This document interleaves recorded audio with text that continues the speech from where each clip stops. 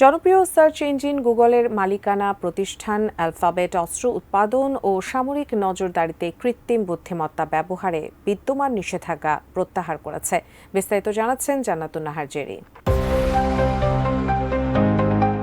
জনপ্রিয় search engine গুগলের মালিকানা প্রতিষ্ঠান অ্যালফাবেট আগের নীতিমালায় প্রতিষ্ঠানটি স্পষ্টভাবে উল্লেখ করেছিল তারা অস্ত্র তৈরির জন্য বা আন্তর্জাতিক নিয়মের বাইরে নজরদারির কাজে এআই প্রযুক্তি ব্যবহার করবে না, কিন্তু নতুন নীতিমালা থেকে এই কথাগুলো বাদ দিয়েছে প্রতিষ্ঠানটি। মার্কিন সংবাদ মাধ্যম CNN জানিয়েছে 2018 সালে গুগল প্রথমবারের মতো এআই নীতিমালা প্রকাশ করেছিল।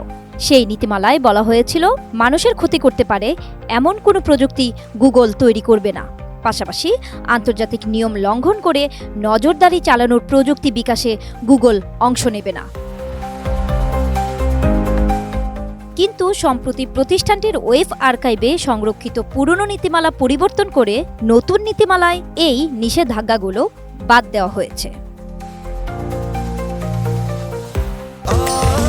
স্বাস্থ্যকর অল টাইম ফ্যামিলি কেক, সব সময় all time healthy life. Google বলছে তারা এমন প্রযুক্তি তৈরি করতে চায় যা মানুষকে রক্ষা করবে, বৈশ্বিক উন্নয়নকে ত্বরান্বিত করবে এবং জাতীয় নিরাপত্তা বজায় রাখবে।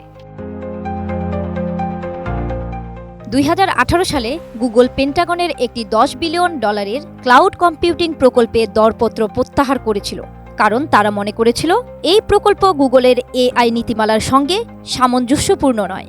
দরপত্র প্রত্যাহারের জন্য সে সময় 4000-এরও বেশি গুগল কর্মী একটি পিটিশনে স্বাক্ষর করে দাবি করেছিলেন। তাদের দাবি ছিল গুগল কিংবা এর কোনো ঠিকাদার প্রতিষ্ঠান যেন কখনো যুদ্ধ সংক্রান্ত প্রযুক্তি তৈরি না করে।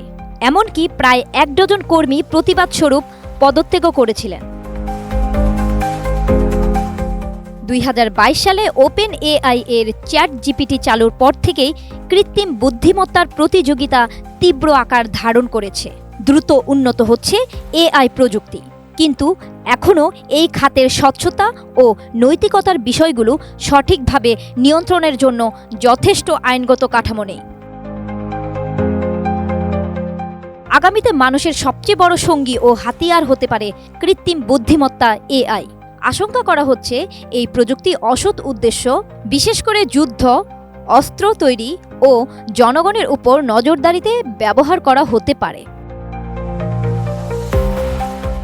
জান্নাতুন নাহার জেরি, ATN নিউজ।